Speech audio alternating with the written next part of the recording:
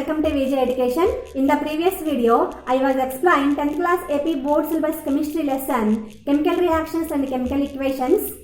So, in the previous video, I was explaining how to write chemical equations. Today, I am going to explain how to balance the chemical equations.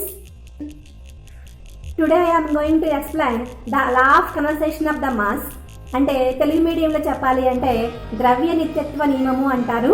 అంటే క్రియాజనకాల మొత్తము క్రియాజన్యాల మొత్తానికి equal ఎలా అవుతుంది, ఎలా చేయాలి, మరి ఒక కెమికల్ ఈక్వేషన్ని మనం ఎలా బ్యాలెన్సింగ్ చేయాలి అనేటువంటి కాన్సెప్ట్ని నేను ఈ వీడియోలో ఎక్స్ప్లెయిన్ చేస్తాను. If you new to my channel, please subscribe, like and share. Thanks for watching. Okay students, we saw this equation H2 plus O2 gives H2O. But this equation is completely correct? The answer is no. Because we need to know balance equation. This is an unbalanced equation. Now, why do we need the balance equation? Because the chemical reactions obey the law of conservation of mass. That means mass cannot be created or destroyed. So, it cannot just get added or disappear in a chemical reaction. The mass of reactants and the mass of the products should be equal after the chemical reaction. And so basically, to satisfy the law of conservation of mass, we need to make sure that the number of atoms of each element is the same. So, let's see in this equation balanced or not. We look at the number of atoms of each element on the left side, that is on the reactants, and the right side, that is the products. So, let me make two columns here, LHS and RHS.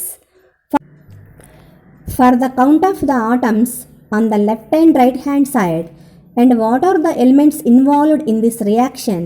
So the elements are hydrogen and oxygen. Right. So how many atoms of hydrogen here? They on the left side, as you can see, there are 2 atoms, and how many atoms of hydrogen of the right side? Can you see? It's H2. So that's 2 atoms, and how many oxygen atoms on the left hand side?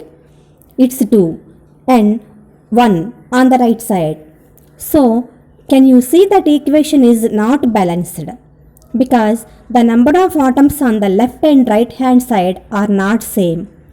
Hydrogen is balanced but not oxygen. So, we need to balance this equation, and not only is to make the number of atoms of each element same on the left and right hand side. So, how do we do that? So, one simple trick is go row by row, right element by element, and since hydrogen is balanced, so we won't worry about it. Right. Now let's take a look at oxygen.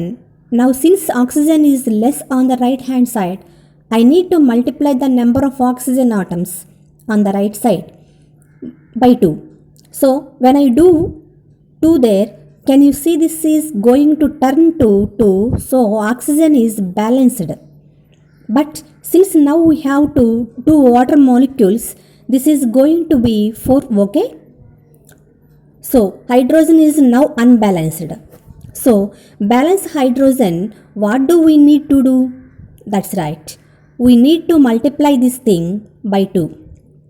So, you cannot change the formula, you can only add multipliers in front of the substance. So, in places like in front of the hydrogen or oxygen or water. So, now when I multiply that, this becomes 4. Now is the equation balanced? Absolutely, because they have 4 hydrogen atoms on the left and 4 of the right, and oxygen you can see is 2 of the left and 2 of the right. So, this equation is a nice balanced chemical equation. So remember, you need to balance the number of atoms of each element on the left and right hand side, that is of the reactants and the products. Are you ready to try our next example? which is sodium plus chlorine gives sodium chloride. So let's check if this equation is balanced. Again, we will make the columns elements left hand side and right hand side. Right. And what are the elements here? The elements are sodium and chlorine. So how many atoms of sodium on the left? It's 1. As you can see. And how many atoms of sodium on the right side? Again 1. And chlorine, you can see, has 2 atoms on the left and just 1 atom on the right. Okay? So is this equation balanced? No. Because as you can see, the chlorine atoms are not balanced. So we need to balance this equation. If it is balanced, that you don't need to anything. So we have the trick to balance is start with the element that's not balanced, right? And here you can see chlorine is not balanced. So to balance, to multiply on the right hand side by 2. So that will make it to here. Because we want to chlorine since there are 2 on the left end, so chlorine gets balanced now. But we disturb sodium. Sodium becomes 2, but we'll change the number of atoms of sodium, and we are going to now multiply by that 2 here, so that sodium also gets balanced. Now, okay students, I will explain the remaining part in the next video. Thanks for watching. Till then, bye.